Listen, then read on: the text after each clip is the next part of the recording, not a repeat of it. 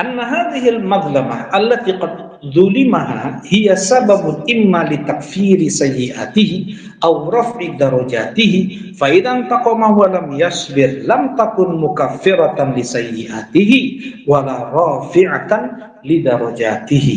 Bahwasanya kezaliman yang dia dapatkan, gangguan orang yang dia rasakan, musibah tersebut bisa menjadi sebab Allah gugurkan dosa-dosanya, bisa menjadi sebab Allah tinggikan derajatnya. Banyak dalilnya. Rasulullah Shallallahu Alaihi Wasallam bersabda, "Ma yusibul muslim min nasabin wala wasab, wala hammin wala gham, wala hazan wala adha, hatta syaukatun yushakuha, illa kaffarallahu biha khotoya." Tidaklah seorang muslim dia tertimpa nasab, pegel, linu, dia kerja pulang-pulang pegel-pegel, capek-capek, kram kaki, ya itu tuh sebagai penggugur dosa. Setiap linu, pegel itu tuh sebagai penggugur dosa. Wasop, sakit, nyeri huntu, ya terkadang nyut, jangan sakit kepala, nyut. Setiap nyut dia bersabar sebagai penggugur dosa. Terkadang lemah, terkadang kenceng keras, nyut, sabar, gugur. Setiap sabar gugur apa? Dosanya. Panas badannya, sakitnya, ya, keseleo sakit. Itu semua sebagai penggugur dosanya. Wala ham, wala gham, kata Rasulullah. Dia ada gelisah yang dia pikirkan, ada yang dia pikirkan, ada kekhawatiran, kemudian wala hazan. Muslim itu ingat ya, seorang mukmin dia tidak akan larut dalam kegelisahan, dia tidak akan larut dalam kesedihan. Itu bukan mukmin. Orang yang terus menderita dengan kesedihan dan kegelisahan, kekhawatiran, dia orang yang lemah iman. Para pelaku dosa besar, orang yang bersuudzon kepada Allah, itu beda lagi pembahasannya. Ya. Tapi ada seorang muslim dia tertimpa sedih, ada. Rasulullah pun pernah sedih, anaknya meninggal, cucunya meninggal, Rasulullah sedih, nangis, Rasulullah ada, tapi nggak berlarut gitu. Ya, nah demikian pula sedih, ada barang yang hilang atau ada saudara yang hilang, meninggal misalnya, keluarga yang meninggal, sedih, itu sebagai penggugur dosa. Wala ada, kata Rasulullah, pun gangguan orang, dipoyok, sabar, diambil, dibuat semena-mena, sabar, itu sebagai penggugur dosa. Nah, hatta syaukatun yushakuha, nepikan kasura, ya, seseorang tertusuk duri, ya, tertusuk duri. Komo kasuramu lebih lagi kan, lebih halus lagi tuh, ya. Itu semua sebagai penggugur untuk dosa-dosanya, kata Rasulullah SAW. Kalau dia sabar, kalau dia kesal, marah-marah, majong itu, kata Rasulullah SAW, man radiya falahu ridha, wa man sakhita falahu sukhta. Siapa yang dia ridha, untuk dia ridha Allah, sabar, untuk dia ridha Allah. Kalau dia kesal, marah, untuk dia murka Allah, berarti dia nggak terima dengan perbuatan Allah. Nggak bisa Allah antum bilang kayak gini karena antum perlakukan seperti ini kepada anak, takdir enggak adil untuk pada anak. Kan gitu orang yang kesal dengan ketetapan takdir, ya enggak?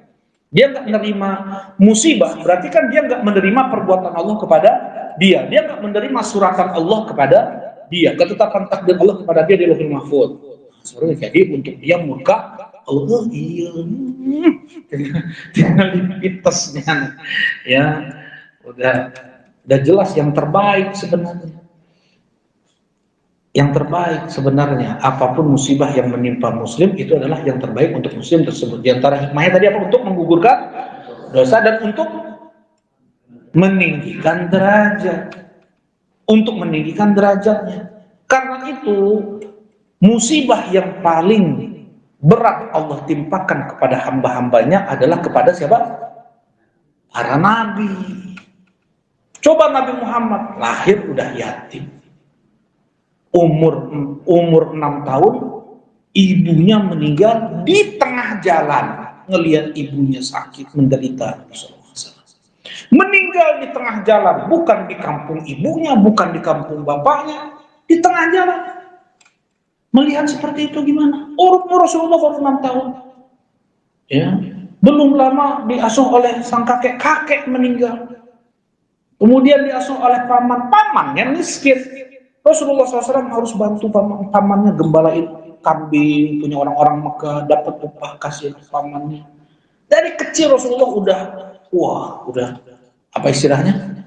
Fighter ya. Rasulullah SAW kecil itu cara Allah untuk membuat jiwa Nabi SAW itu besar.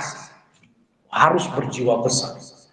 Jadi ditempa sejak kecil, musibah demi musibah. Bukan justru semakin kerdil. Sebagian orang dikasih musibah jadi kerdil.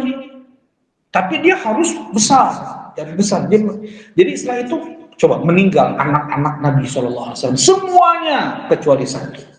Ya, sedih saja.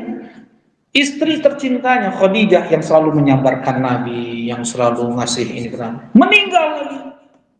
Paman yang melindungi Rasulullah dengan nyawa Abu Thalib, akan berani mereka sampai mati, kata Abu Thalib. Meninggal lagi.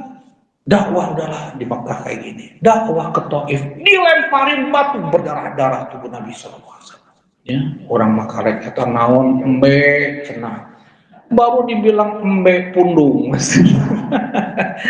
Baru dibilang apa kayak Batman, apalagi cadar teh apa ninja, pundung, alah, ya, baru dibuat seperti itu. Ini jiwa kita memang lemah. Kita nggak tahu kalau hidup di zaman Nabi, entah kita di kubu Rasulullah atau di kubu Abu Jahal, ya, karena lemahnya apa? Dikit diganggu, dikit diuji langsung diperet langsung ciut ya. Nah, fa idzan taqama wa lam yasbir lam takun mukaffiratan li sayyi'atihi wa rafi'an bi darajatihi.